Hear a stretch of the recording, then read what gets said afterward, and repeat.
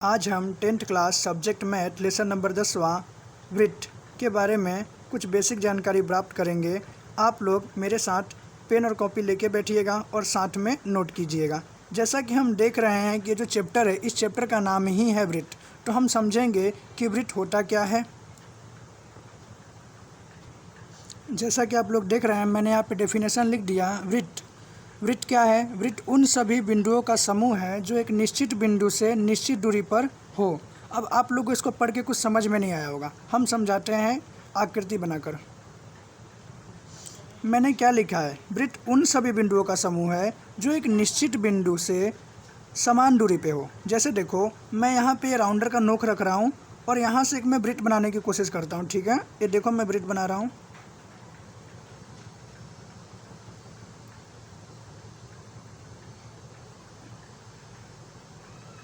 ये एक मैं बिंदु लेके वृत्त बना रहा हूँ।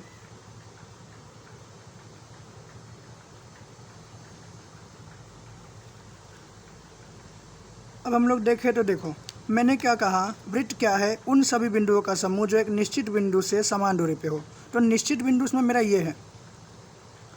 अब ये सब क्या है पता है? उन सभी बिंदुओं का समूह। देखो, ये बिंदुओं के समूह है जो एक निश्चित बिंदु से समान दूरी पे हो। समान दूरी कहने का मतलब ये है कि अगर यहाँ से यहाँ तक की दूरी देखी जाए ना, तो ये समान होगी। इसकी दूरी अगर 10 सेंटीमीटर है, कितनी है? 10 सेंटीमीटर। तो अगर इस बिंदु से लेकर मैं इस बिंदु की बात करूँ, इसकी किसी बिंदु की, यहाँ पे कोई बिंदु हो, इस बिंदु से किसी बिंदु की बात करूँगा ना, तो वो भी मेरा क्या होगा पता है? 10 सेंटीमीटर का होगा। तो अब आप लोग को डेफिनेशन समझ में आ गया होगा कि वृत्त उन सभी बिंदुओं का समूह है जो एक निश्चित बिंदु से समान दूरी पे हैं। इसका कहने का मतलब ये है कि निश्चित बिंदु ये है और वो सभी बिंदुओं का समूह ये हैं। अब हम देख लिए कि यहाँ से लेकर यहाँ तक क्या होते हैं? समान दूरी होती है। अगर ये 10 सेंटीमीटर का, ये 10 सेंटीमीटर का, मतलब ये जितने भी वृत्त हैं ना, सबकी दूरी क्या होगी? समान होगी। अब हम समझेंगे त्रिज्या क्या होता है। अब मैंने यहाँ पे त्रिज्या का डेफिनेशन लिख दिया है कि त्रिज्या क्या है? वृत्त के केंद्र से परिधि तक की दूरी को हम लोग क्या कहते हैं? त्रिज्या कहते हैं। ध्यान दो, मैंने बताया ना, ये क्या है? वृत्त का एक केंद्र है। देखो, वृत्त का केंद्र क्या होता है? तुम राउंडर यहाँ पे अगर रख के बना रहे हो ना, कोई वृत्त बना रहे हो, तो राउंडर जिस जगह पर रखते हो ना, उसको हम लोग वृत्त का केंद्र बोलते हैं। ठीक है, तो ये वृत्त का केंद्र है और वृत्त के केंद्र से परिधि तक की दूरी को हम लोग क्या कहते हैं? त्रिज्या कहते हैं। अब ये परिधि क्या है? तो देखो, ये जो बिंदुओं का समूह तुमको बताया था ना, इसी को हम लोग परिधि बोलते हैं। अगर मैं कोई और आकृति बनाता हूँ, मान लो मैं त्रिभुज बना देता हूँ यहाँ मान लो मैं यहाँ पे कैसे त्रिभुज बनाता हूँ। ओके, तो इस त्रिभुज का पता है परिधि क्या होगा? ये जो जिसमें मैं अभी पेन घुमा रहा हूँ, ये इस त्रिभुज का परिधि हो जाएगा। परिधि मतलब सीमा, वो कितने भागों में बना हुआ है। देखो, ये इतने भागों में बना हुआ है ना, तो इसको हम लोग परिधि बोलेंगे। तो अगर मैं वृत्त के परिधि की बात करूँ, तो ये वृत्त की परिधि ये है। तो मैंने क्या बोला? वृत्त के केंद्र से परिधि तक की दूरी को हम लोग त्रिज्या कहते हैं। इसका मतलब ये है कि केंद्र ये है और परिधि तो ये सब है। ये पूरा का पूरा क्या है? परिधि है। इसका मतलब वृत्त का अगर केंद्र से परिधि तक की बात करेंगे हम, तो इसको त्रिज्या बोलेंगे। हाँ, इसको हम त्रिज्या बोलेंगे। जैसे देखो, अगर मैं बात करूँ इसको, तो ये क्या हो जाएगा? ये एक त्रिज्या हो जाएगा। क्यों? क्योंकि ये केंद्र से लेकर परिधि तक की दूरी है। तो क्या ये भी त्रिज्या होगा? ऑफ कोर्स ये भी त्रिज्या होगा, क्योंकि देखो डेफिनेशन ही क्या है कि केंद्र से लेकर वृत्त के परिधि तक की दूरी को हम लोग क्या कहते हैं? त्रिज्या कहते हैं। तो ये सभी क्या हो जाएंगे? त्रिज्या हो जाएंगे। क्लियर है? तो एक वृत्त के अंदर कितनी त्रिज्याएं बनाई जा सकती हैं? तो अनंत त्रिज्याएं बनाई जा सकती हैं। आप ही देख लो, आप कितना भी इसके अंदर क्या कर सकते हैं? त्रिज्या बना सकते हैं। ठीक है, तो एक वृत्त के अंदर कितनी त्रिज्या बन सकती है? अनंत त्रिज्याएं हम लोग एक वृत्त के अंदर बना सकते हैं। अब हम देखेंगे जीवा क्या होता है। आप देख सकते हैं हमने जीवा का यहाँ पे क्या डेफिनेशन लिखा है कि वृत्त के दो बिंदुओं को मिलाने वाले रेखाखंड को हम लोग क्या कहते हैं? जीवा कहते हैं। देखो, यहाँ पे मैं वृत्त बनाता हूँ एक बार। देखो, ये मैंने बना लिया वृत्त।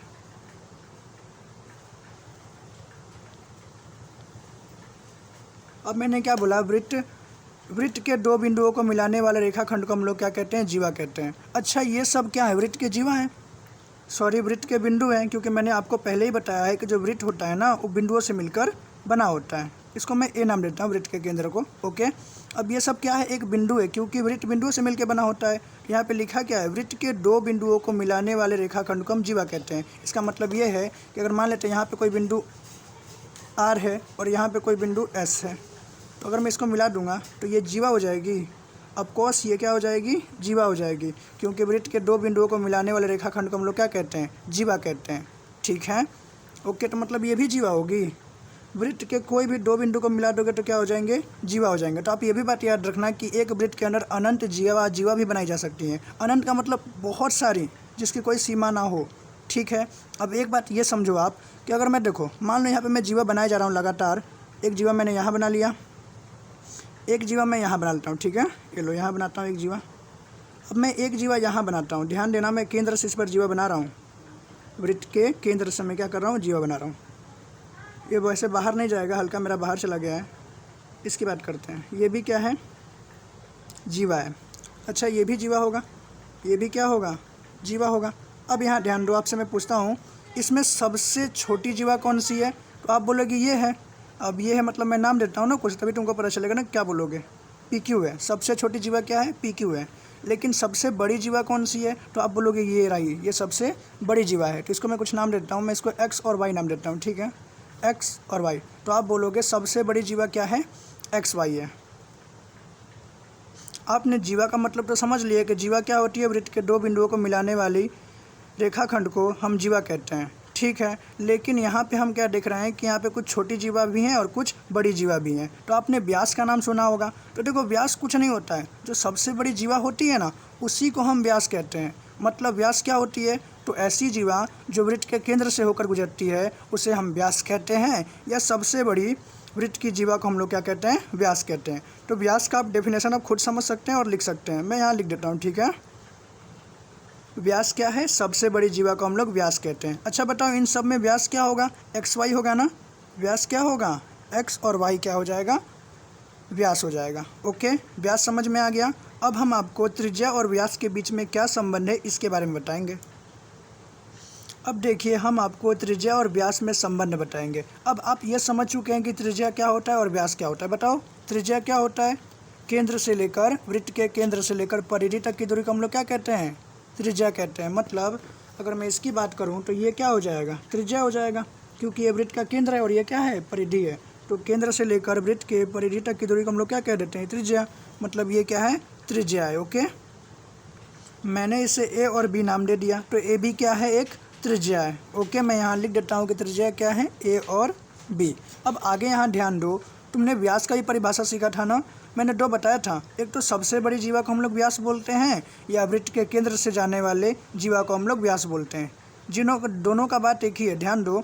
अरे सबसे बड़ी अगर तुमको जीवा बनानी है तो तुम कहाँ बनाओगे, ऐसा जीवा बनाओगे जो वृत्त के केंद्र से जाए, तभी तो सबसे बड़ी बनेगी ना। तो हम ना यहाँ पे एक और चीज़ काम करते हैं, ध्यान दो। मैं ना इस बार जीवा नहीं बना रहा हूँ, मैं एक और त्रिज्या यहाँ से लेकर यहाँ तक का बनाता हूँ। ठीक है, बनाओ यहाँ से यहाँ तक एक त्रिज्या, देखते हैं बनाते हैं। देखो, मैं यहाँ से इस बार इधर एक त्रिज्या और बना लेता हूँ। तो ये भी क्या है, मेरी त्रिज्या है। इसको मैं क्या नाम देता हूँ, C नाम देता हूँ। तो AC भी मेरी क्या है, AC भी मेरी एक त्रिज्या है। समझ पा रहे हैं, AB मेरा एक अलग त्रिज्या है और AC मेरा एक अलग त्रिज्या है। अच्छा, ये व्यास क्या होता है, तो हमने पढ़ा ना अभी, सबसे बड़ी जीवा को या ऐसी जीवा जो वृत्त के केंद्र से जाती है उसे हम क्या कहते हैं, व्यास। तो क्या मैं BC को व्यास बोल सकता हूँ, ऑफ कोर्स बोल सकता हूँ, क्योंकि सबसे बड़ी है। इसके आगे तुम कितनी भी जीवा बनाओगे तो कैसी बनेंगी, छोटी बनेंगी। इसका मतलब मैं ये देख रहा हूँ कि जब 2 त्रिज्या मिल जाती है ना तो व्यास बन जाता है, राइट। जब 2 त्रिज्या मिलते हैं, देखो एक त्रिज्या यहाँ से लेकर यहाँ तक थी और एक त्रिज्या यहाँ से लेकर यहाँ तक की थी। मतलब मुझे ये बात समझ में आया कि जब 2 त्रिज्या मिलती हैं आपस में तो क्या बन जाता है, व्यास बन जाता है। मतलब अगर ये त्रिज्या 5 सेंटीमीटर की है और यहाँ से लेकर यहाँ तक की त्रिज्या भी अगर 5 सेंटीमीटर की है, तो मेरा जो व्यास होगा वो दोनों का जोड़, मतलब 5 + 5 बराबर 10 सेंटीमीटर का होगा। ये बात मुझे समझ में आ गई। इसका मतलब मैं ये बोल सकता हूँ कि जो मैंने ऐसे 10 कैसे निकाला, या तो मैं 5 जोड़ दूँ या तो 5 का 2 से गुणा कर दूँ। मतलब मैं बोल सकता हूँ कि जो व्यास होता है ना वो त्रिज्या का क्या होता है, दुगना होता है। समझ में आ रहा है। तो हमने समझ लिया यहाँ पे एक संबंध कि व्यास हमेशा त्रिज्या का क्या होता है, दुगना होता है। ठीक है, अब मैं इस बात को लिख लेता हूँ। देखो, हम यहाँ संबंध को समझ रहे हैं, रट नहीं रहे हैं। ठीक है, तुमको ये याद हो जाएगा, व्यास हमेशा त्रिज्या का क्या होता है, दुगना होता है, हमने देख लिया। अच्छा, क्या मैं ये बात नहीं लिख सकता कि जो त्रिज्या होती है वो व्यास के आधी होती है, होगा ना यार, होगा कि नहीं होगा। मैं बोल सकता हूँ ना, अगर ये 10 सेंटीमीटर व्यास है तो त्रिज्या कितनी होगी, 5 होगी। हम देख रहे हैं ना यहाँ पे तो मैं ये बात तो बोल दिया कि त्रिज्या व्यास की दुगनी होती है, तो ये भी तो बोल सकता हूँ ना कि जो व्यास त्रिज्या के दुगना होता है, ये तो हमने देख लिया। तो मैं ये भी तो बोल सकता हूँ ना कि जो त्रिज्या होती है वो व्यास के आधी होती है। तो एक संबंध तुम खुद भी लिख सकते हो, इसको तुम खुद लिखो। बस यही दो संबंध हमें देखना है, व्यास और त्रिज्या में क्या संबंध है। समझ में आ गया? अच्छा, मैं आपसे क्वेश्चन पूछता हूँ। एक वृत्त है और उसमें ना जो त्रिज्या है, त्रिज्या ध्यान दो 10 सेंटीमीटर का है, तो व्यास क्या होगा? अरे सर, दुगना होता है, मतलब 10 का गुणा कर दो ना 2 से, 20 हो जाएगा, 20 सेंटीमीटर। ठीक है, अब मैं तुमसे पूछता हूँ, देखो क्या कि जो त्रिज्या नहीं, इस बार व्यास पूछ रहा हूँ। ओके, जो व्यास है वो 6 सेंटीमीटर का है, व्यास 6 सेंटीमीटर का है, तो त्रिज्या क्या होगा? हमको पता है कि व्यास की आधी क्या होती है? त्रिज्या होती है। इसका मतलब जो त्रिज्या है वो कितने सेंटीमीटर की हो जाएगी? 3 सेंटीमीटर की हो जाएगी। ओके, समझ गए? अब हम लोग आगे बढ़ते हैं। अब हम देखेंगे रेखा और वृत्त में क्या संबंध है। ओके, आपको तो ये तो पता है ना रेखा कैसा होता है। रेखा तो ऐसा होता है, ये क्या है? एक रेखा है। और वृत्त क्या होता है? अभी हम लोग वृत्त ही तो पढ़ रहे थे। गोल क्या होता है? जो गोल होता है ये क्या होता है? एक वृत्त होता है। ठीक है, अब हम देखेंगे रेखा और वृत्त में क्या संबंध है। देखो, हम देखेंगे कि रेखा और वृत्त में हम क्या क्या संबंध बना सकते हैं। ओके, अब हम आपको समझाते हैं। देखो, मैं रेखा और वृत्त में अगर संबंध बनाना चाहूँ तो मैं क्या क्या कर सकता हूँ। फर्स्ट टाइम पर एक बार मैं रेखा यहाँ पे वृत्त बना के छोड़ दूँ और यहाँ पे एक रेखा बना लूँ। ओके, ये पहला संबंध हो जाएगा, मतलब रेखा अलग है और वृत्त अलग है। सेकंड टाइम पे मैं ये करता हूँ कि जो अपना रेखा है ना, इसको इस वृत्त के अंदर से लेकर चला जाता हूँ। ठीक है, और इस बार हम लोग क्या करेंगे कि अब देखो ऐसा तो बन चुका है, तो इस बार तो अंदर लेकर नहीं जाऊँगा ना, सिचुएशन सेम जैसा हो जाएगा ना। इस बार मैं कुछ अलग करूँगा, ध्यान दो। एक बार मैं ये कर सकता हूँ कि ये जो मेरी जो रेखा है ना, इसको इस वृत्त से मैं स्पर्श कराते हुए लेके चला जाऊँ आगे। ध्यान दो, ये देखो मैं क्या किया, इसको इस बार जो वृत्त का एक बिंदु था उससे क्या किया, स्पर्श कराते हुए लेके चला गया। इसको मैं ऐसे ही बना सकता हूँ। ध्यान दो, यहाँ पे एक है, मान लेते हैं यहाँ बना लेते हैं, चलेगा ना? बात कहीं भी बनाओ, बस एक बिंदु से होके जानी चाहिए। इस बार थोड़ा अच्छा बना है। ठीक है, समझ में आ गया? तो ये संबंध हो सकते हैं। पहला संबंध क्या हो सकता है कि दोनों अलग अलग हो। दूसरा संबंध हो कि दोनों एक जो रेखा है, वृत्त के अंदर रेखा अंदर से चली जाए। तीसरा संबंध क्या हो सकता है कि जो वृत्त है, जो रेखा है, वो वृत्त को छू कर आगे बढ़ जाए। ठीक है, तो ये जो सिचुएशन है, ये जो सिचुएशन बनता है, ये जो सिचुएशन है, इसको हम लोग बोलते हैं अप्रतिच्छेदी रेखा। ठीक है, इसको हम लोग क्या बोलते हैं? अप्रतिच्छेदी रेखा। ऐसी जो रेखा होती है ना, वृत्त और रेखा अलग अलग हैं, उसको तो हम लोग अप्रतिच्छेदी बोल दिए। और जो देखो इसमें क्या होता है कि जब जो रेखा है वो वृत्त को छेद कर आगे निकल जाए, मतलब काट के आगे चली जाए, इसको हम लोग क्या बोलते हैं? छेदक रेखा। और बचा स्पर्श रेखा। देखो ना, स्पर्श रेखा का मतलब, स्पर्श का मतलब ही क्या होता है? छूना होता है। अब ये कर क्या रही है? ये जो रेखा है वो वृत्त के किसी एक बिंदु को स्पर्श करके आगे बढ़ जा रही है, तो हम लोग इसे क्या कहते हैं? स्पर्श रेखा। ठीक है, इस चैप्टर में हमें प्रतिच्छेदी रेखा के बारे में कुछ नहीं पढ़ना है, इसके बारे में कुछ बनेगा भी नहीं। हम इन दोनों के बारे में पढ़ेंगे, एक तो छेदक रेखा के बारे में और सेकंड पे हम लोग पढ़ेंगे स्पर्श रेखा के बारे में। तो हमको इसके बारे में तो मैं बता दिया कि हम लोग कैसे कैसे सिचुएशन बना सकते हैं, बट पढ़ना इन दोनों के बारे में। तो सबसे पहले मैं आपको छेदक रेखा पढ़ाऊँगा और उसके बाद स्पर्श रेखा पढ़ाऊँगा। ओके, देखो यहाँ पे मैंने छेदक रेखा का परिभाषा लिख दिया है। वृत्त के किसी दो बिंदुओं को काटने वाली रेखा को हम लोग क्या कहते हैं? छेदक रेखा। अब इसको आकृति को देखो, ये वृत्त के कोई दो बिंदु को काट रही है ना, तो इसे हम लोग क्या कहेंगे? छेदक रेखा कहेंगे। ठीक है ना, इसको मैं ए नाम देता हूँ, इसको बी, तो ये बी को काट रही है। ठीक है ना, वृत्त के किसी दो बिंदु को काटने वाली रेखा को हम लोग क्या कहते हैं? छेदक रेखा कहते हैं। क्लियर है? अब देखो छेदक रेखा से क्वेश्चन कैसा बनता है। क्वेश्चन ऐसे पूछता है, सबसे पहले तुमसे पूछेगा छेदक रेखा क्या होती है, तो समझ में आ गया। अब देखो क्वेश्चन क्या पूछेगा, एक वृत्त पर कितनी छेदक रेखा खींची जा सकती है। तो सबसे पहले हम एक वृत्त बनाते हैं और देखते हैं कि कितनी छेदक रेखा खींच सकते हैं। ठीक है, फिल करके हम लोग इस क्वेश्चन को करते हैं। एक मैं यहाँ पे वृत्त बना रहा हूँ, छोटा सा, ऐसे ही बना लेता हूँ। ठीक है, एक छोटा सा वृत्त बनाते हैं, हमें समझने से मतलब है। यहाँ पे मैं एक वृत्त बना लेता हूँ। अब एक वृत्त पर कितनी छेदक रेखा खींच सकता हूँ? मान लो यहाँ से मैंने एक खींच दिया, क्या एक छेदक रेखा है? अब कौस है, दो बिंदु पे काट रही है। एक और खींच सकता हूँ क्या? हाँ यार, खींच सकते हैं। और खींच दूँ? और खींच सकते हैं। मतलब इस प्रकार अगर वृत्त बड़ा होता तो मैं बहुत सारा खींच लेता। तो एक वृत्त पर कितनी छेदक रेखा खींच सकते हैं हम? तो एक वृत्त पर अनंत मतलब बहुत सारी खींच सकते हैं ना। देखो मैं पतला पतला इसके ऊपर कितना भी छेदक रेखा खींच सकता हूँ, इसका मतलब इसका आंसर क्या होगा, अनंत, जिसकी कोई सीमा ना हो। एक वृत्त के ऊपर हम अनंत छेदक रेखा खींच सकते हैं। ओके, मैं यहाँ पे लिख देता हूँ अनंत। ओके, अब आगे बात करते हैं, सेकंड क्वेश्चन देखते हैं। सेकंड क्वेश्चन क्या है, एक वृत्त के दो बिंदुओं पर, अब यहाँ ध्यान दो, इस पर वृत्त भी दिया और दो बिंदु फिक्स दिया हुआ है कि एक वृत्त के दो बिंदुओं पर कितनी छेदक रेखा खींची जा सकती है। तो वापस मैं एक गोला बना लेता हूँ, एक वृत्त बना लेता हूँ, मतलब सॉरी गोला बोला मैं, एक वृत्त, ये वृत्त हो गया। अब इस वृत्त के दो बिंदुओं पे, मान लो एक बिंदु मैं यहाँ पे ले लेता हूँ P, ये क्या है मेरा P, और यहाँ पे मैं ले लेता हूँ, इसको नाम देता हूँ Q। अब P और Q के बीच में ये दो बिंदु है ना, एक बिंदु और दो बिंदु। अब क्या बोल रहा है, एक वृत्त के दो बिंदु पर कितनी छेदक रेखा खींची जा सकती है, तो देख लेते हैं ना यार, खींच के देख लेते हैं हम लोग। तो मैं इन दोनों को मिला के एक छेदक रेखा खींच लेता हूँ। अब एक वृत्त के दो बिंदुओं के बीच केवल एक ही छेदक रेखा हम खींच सकते हैं, इससे ज़्यादा नहीं खींच सकते। ध्यान दो यार, अगर मैं मान लो तुम बोलोगे ऐसे खींचो ना यार, तो अगर हम लोग ऐसे खींचूंगा मैं, तो एक ही ना बिंदु पे जाएगी, तुम बोलोगे इसके ऊपर खींच दो, तो अरे हम अगर इसके ऊपर खींच देते हैं तो दूसरी तो हमारे हिसाब से हो जाएगी, बट सामने वालों को कैसे पता चलेगा कि मैं दो खींचा हूँ। मतलब एक वृत्त के ऊपर केवल एक ही छेदक रेखा खींची जा सकती है। ओके, तो इसका आंसर क्या हो जाएगा, एक वृत्त के दो बिंदुओं के बीच कितनी, तो एक छेदक रेखा खींची जा सकती है। ठीक है, अब हम देखेंगे अपना सेकंड वाला स्पर्श रेखा के बारे में। ओके, छेदक रेखा पढ़ लेने के बाद अब हम पढ़ेंगे स्पर्श रेखा क्या होता है। देखो स्पर्श रेखा क्या है, सबसे पहले स्पर्श रेखा का मैंने आपको समझा तो दिया है कि देखो स्पर्श रेखा क्या होता है।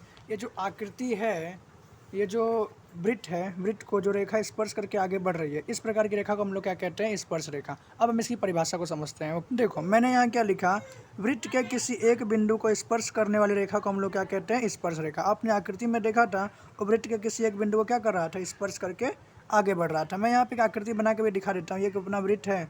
अब यहाँ से मान लो मुझे स्पर्श रेखा बनानी है, तो देखो क्या होगा, ये वृत्त का मान लेते हुए एक बिंदु है, तो यहाँ से जो रेखा आगे गुजरेगी ना, इसको हम लोग क्या कहेंगे, स्पर्श रेखा कहेंगे। ओके, अब हम इससे संबंधित कुछ प्रश्न पूछे जाते हैं, इससे संबंधित इसके बारे में हम देखेंगे। ओके, करते हैं हर एक एक करके इस प्रश्न को हल।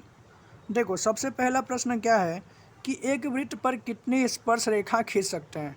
हमें कुछ नहीं पता, हम चेक करते हैं। ओके, सबसे पहले एक वृत्त बना लो और देखते हैं ना यार, एक वृत्त है। अच्छा, मैं तुमको पहले ही बता चुका हूँ कि वृत्त जो भी है ना, सब एक बिंदु है। हाँ, बिंदुओं से मिलकर क्या बनता है, वृत्त बनता है। तो क्या बोल रहा है, एक वृत्त पर कितनी स्पर्श रेखा खींच सकते हैं, देख लेते हैं। ये भी एक बिंदु है, ये भी एक बिंदु है, ये भी एक बिंदु है, ये भी, सब एक एक बिंदु होते हैं। तो मैं देखो खींच के देखता हूँ, एक स्पर्श रेखा खींच लिया, एक और खींचूँ, ये दो खींच लिया, और भी खींच सकते हैं, तीन खींच लिया।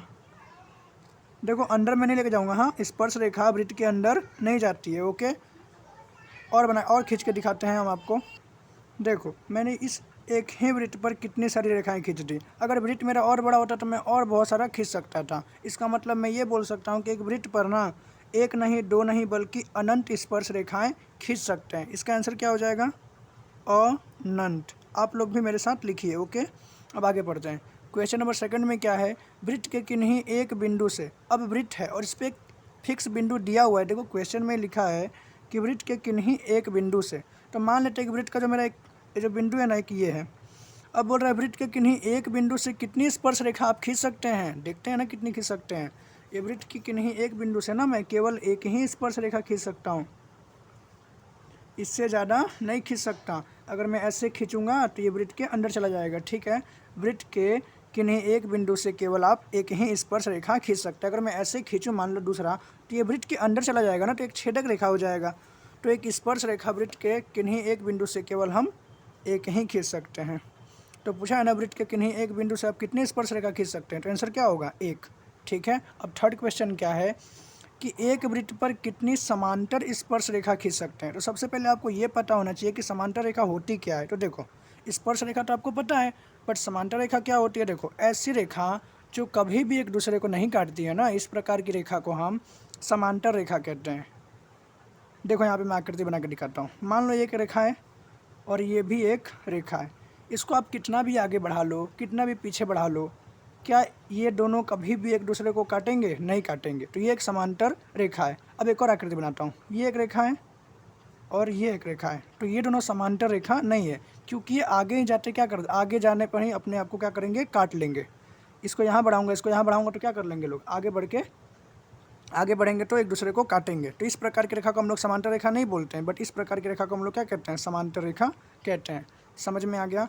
अब हम लोग क्वेश्चन को समझते हैं। क्या बोल रहा है, एक वृत्त पर कितनी समांतर स्पर्श रेखा खींच सकते हैं। मतलब वृत्त की बात हुई है ना, तो यहाँ पे वृत्त तो बनेगा ही बनेगा। आप इस आकृति में देखिए, मैंने वृत्त के ऊपर ना कितनी समांतर रेखा खींच सकता हूँ, 2। ये इसके समांतर है कि नहीं है, समांतर है ना। इसको भी कितना ही बढ़ा लो, इसको भी कितना आगे बढ़ा लो, ये कभी भी एक दूसरे को नहीं काटेंगे। मतलब एक वृत्त के ऊपर न केवल 2 ही समांतर स्पर्श रेखा खींच सकते हैं, ठीक है। इससे ज़्यादा हम समांतर स्पर्श रेखा नहीं खींच सकते। आप बोलोगे कि यहाँ खींच लो सर, यहाँ पे एक यहाँ खींच लो, एक यहाँ पे खींच लो, तो ये इसके समांतर हो गए। समझ में आ रहा है। तो भी 2 ही बोलेंगे हम, ये नहीं बोलेंगे कि 2 ऊपर हो गई और 2 नीचे, मतलब कुल मिला के 4 हो गई। मतलब 2 इस साइड, 2 एक इस साइड, एक इस साइड, 2 हो गए, और ऊपर नीचे 2, कुल 4 नहीं होगा ना। देखो इसके समांतर की बात कर रहा है, एक रेखा के समांतर। तो एक रेखा मतलब 2 ही रेखा हैं। एक वृत्त पर कितनी समांतर स्पर्श रेखा खींच सकते हैं, तो केवल 2 ही समांतर स्पर्श रेखा खींच सकते हैं। अगर आप यहाँ बनाओगे ना, तो ये इसके समांतर हो जाएगी, ना कि इसके। क्योंकि देखो ना यार, अगर मैं यहाँ पे बनाऊंगा, मान लो यहाँ बनाता हूँ, तो ये इसको काट देगी ना, तो ये इसके समांतर थोड़ी ना होगी। तो एक वृत्त पर हम लोग कितना, केवल 2 ही समांतर स्पर्श रेखा खींच सकते हैं। कितना, 2। लेकिन एक बात देखो, क्वेश्चन में पता है कैसे पूछ लेता है कि एक वृत्त पर कितनी जोड़ी समांतर रेखा खींच सकते हैं। अब देखो जोड़ी में पूछ लिया। अच्छा, अगर मैं बोलूँ कि मेरे पास कितने, अगर मैं बोलूँ कि मेरे पास कितने जूते हैं, तो हम लोग बोलते हैं कि हमारे पास जूते हैं, 1 जूते हैं, 2 जूते। 1 जूता का मतलब हम लोग ये नहीं बोलते कि हमारे पास एक पैर का जूता है। हमारे कहने का ये मतलब होता है कि हमारे पास दोनों पैर का एक जूता है। मतलब 2 हैं, एक जोड़ी बोलते हैं उसको। तो जोड़ी का मतलब पता है क्या होता है, 2। जोड़ी का मतलब क्या होता है, 2, ठीक है। तो यहाँ पूछेगा एक वृत्त पर कितनी समांतर स्पर्श रेखाएं खींच सकते हैं, तब तो 2 हो जाएगा। लेकिन अगर पूछ दिया एक वृत्त पर कितनी जोड़ी समांतर स्पर्श रेखा खींच सकते हैं, तब क्या होगा, 1, ठीक है। अब यहाँ पे मैं लिख दे रहा हूँ जोड़ी, ताकि तुम लोग समझ जाओ कि जोड़ी में आंसर क्या आएगा, 1 आएगा, ओके। और ऐसे पूछ दिया तो 2 आएगा। तो अभी का आंसर क्या है, अभी का 2 है, क्योंकि इसने पूछा क्या, एक वृत्त पर कितनी समांतर स्पर्श रेखा खींच सकते हैं। ये हो गया हमारा इस चैप्टर का बेसिक लेक्चर। अब हम देखेंगे जो प्रश्नावली 10.1 है, इसको भी कर लेते हैं। अब हम लोग कर लेंगे आराम से। सबसे पहले हम लोग देख लेते हैं हम लोग ने पढ़ा क्या क्या है। तो सबसे पहले हमने वृत्त को देखा, फिर त्रिज्या को देखा, फिर हमने देखा कि जीवा क्या होती है, फिर व्यास क्या होता है, व्यास और जीवा में संबंध क्या है, रेखा के बारे में देखा, रेखा और वृत्त में क्या संबंध है। उसके बाद में हमने रेखा और वृत्त में क्या क्या संबंध है। तो हमने 3 संबंध बनाए थे, एक प्रतिच्छेदी, एक छेदक रेखा और एक स्पर्श रेखा। फिर हमने छेदक रेखा और स्पर्श रेखा के बीच में संबंध देखा, और वहाँ से पढ़ते पढ़ते हमने छेदक रेखा को पढ़ लिया। अब स्पर्श रेखा को भी हमने पढ़ लिया है। अब ये चैप्टर जो है ना हमारा, इस चैप्टर का हमने बेसिक पूरा वीडियो कंप्लीट कर लिया, ठीक है। इतना पढ़ने के बाद आप इस चैप्टर को एकदम आसानी से सॉल्व कर पाएंगे, और आपको हर एक क्वेश्चन समझ में भी आएगा। तो हम लोग अभी क्या कर लेते हैं पता है, प्रश्नावली जो 10.1 है इसको भी सॉल्व कर लेते हैं, ओके। चलो, मैं यहाँ प्रश्नावली 10.1 के प्रश्न को लिख लिया हूँ। अब हम इसको हल करते हैं, ठीक है। अब पहले खुद से करने की कोशिश कीजिएगा, क्योंकि मैंने बेसिक आपको बता चुका हूँ मैं। देखो क्या लिखा हुआ है, एक वृत्त पर कितनी स्पर्श रेखाएं हो सकती हैं। अभी हम बताए थे एक वृत्त पर कितनी स्पर्श रेखाएं हो सकती हैं। एक वृत्त है जिस पर कितनी स्पर्श रेखाएं हो जाएंगी, बहुत सारी हो जाएंगी ना। कितनी पूछ रहा है, देखो एक बिंदु से नहीं पूछ रहे हो, वो क्या पूछ रहा है, एक वृत्त पे आप कितनी स्पर्श रेखाएं खींच सकते हैं। मैं एक बड़ा सा अगर वृत्त बना लेता हूँ जिस पर कितनी स्पर्श रेखा खींच सकता हूँ, आप ही देखो यार, बहुत सारा खींच सकता हूँ ना। ये हल्का गलत बन गया मेरे से, वृत्त पे बनेगा, ठीक है। आप समझ तो चुके हैं। तो आंसर कितना आएगा, अनंत, राइट। कितना आएगा, अनंत। एक वृत्त पर कितनी स्पर्श रेखाएं हो सकती हैं, तो अनंत हो सकती हैं। अब सेकंड क्वेश्चन में देखो क्या बोल रहा है, रिक्त स्थानों को भरिए। जो यहाँ पर रिक्त स्थान है इसको हम लोग भरेंगे क्वेश्चन को समझ के, ठीक है। पहला क्वेश्चन क्या है, किसी वृत्त की स्पर्श रेखा, स्पर्श रेखा का मतलब समझ में आता है, वृत्त को छूने वाली रेखा ना, छू के जो आगे चली जाती है, वृत्त के अंदर नहीं जाती है। किसी वृत्त की स्पर्श रेखा उसे डैश बिंदुओं पर प्रतिच्छेद करती है। अगर एक स्पर्श रेखा है, ये मान लेता हमारा एक वृत्त है, और स्पर्श रेखा वृत्त को डैश बिंदु पे, मतलब कोई एक बिंदु पे, कोई एक ही बिंदु पे काटती है ना, क्या 2-3 बिंदु पे काटती है, नहीं। किसी वृत्त की स्पर्श रेखा उसे एक बिंदु पर प्रतिच्छेद करती है। तो यहाँ पे आंसर क्या हो जाएगा, 1।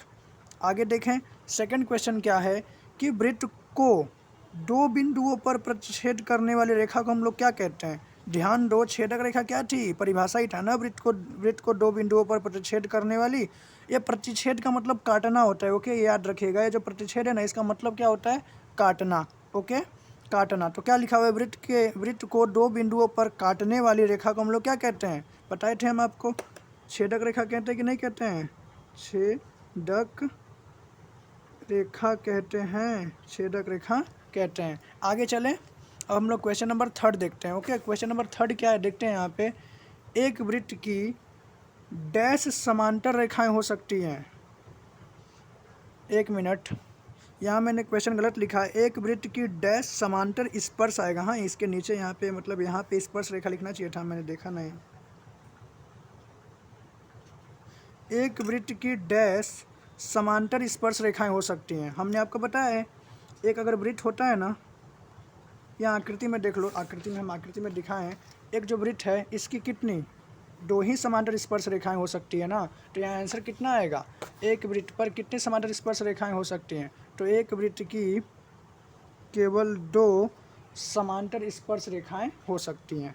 ओके, चौथा क्वेश्चन में क्या कह रहा है, वृत्त तथा उसकी स्पर्श रेखा कि उभयनिष्ठ बिंदु को डैश कहते हैं। अब देखो वृत्त तो ये रहा, तथा उसकी स्पर्श रेखा, तो एक स्पर्श रेखा बनानी पड़ेगी ना। स्पर्श रेखा मान लो मैं यहाँ बनाता हूँ। ओके, यहाँ पे मैं क्या बना लेता हूँ, एक स्पर्श रेखा। अब तुमको एक बात समझ में नहीं आ रहा, उभयनिष्ठ बिंदु होता क्या है। तो देखो, ऐसा बिंदु जो दोनों में हो, किस में हो, दोनों का हो, ऐसे समझ लो, दोनों का उसे हम लोग क्या कहते हैं, उभयनिष्ठ बिंदु कहते हैं। ध्यान रहे, जो बिंदु है ना, ये वृत्त का भी है और स्पर्श रेखा का भी ये क्या है, बिंदु है। इसी बिंदु पर ना स्पर्श रेखा क्या कर रही है, इस वृत्त को काट रही है। तो क्या बोल रहा है, वृत्त तथा उसकी स्पर्श रेखा कि उभयनिष्ठ बिंदु को डैश कहते हैं। तो हम लोग इसको स्पर्श बिंदु नहीं बोल सकते, क्या बोल सकते हैं, स्पर्श बिंदु बोल सकते हैं कि नहीं बोल सकते हैं, बोल सकते हैं, क्योंकि स्पर्श करने वाली रेखा जिस बिंदु पर स्पर्श करते हैं उसको हम लोग क्या कहते हैं, स्पर्श बिंदु। तो इसका आंसर पता है क्या होगा, स्पर्श बिंदु इसका आंसर हो जाएगा। इसके आगे वाले वीडियो में, अब यहाँ पे तो ये ख़त्म हो गया, इसके आगे का क्वेश्चन जो है ना, दूसरा और तीसरा, इसको हम लोग अगले, जब मैं प्रमेय 10.1 करवाऊँगा तो उसी के साथ वो सब क्वेश्चन कर लेंगे। ओके, आप एक बार इन सभी क्वेश्चन जितना मैं पढ़ाया हूँ इन सबको रिवीजन कर लीजिएगा और अच्छे से एक बार अपने नोटबुक में एक नोटबुक बनाइए आप और उस पर कंप्लीट कर लीजिएगा। चलिए ठीक है, मिलेंगे आपसे हम नेक्स्ट वीडियो में।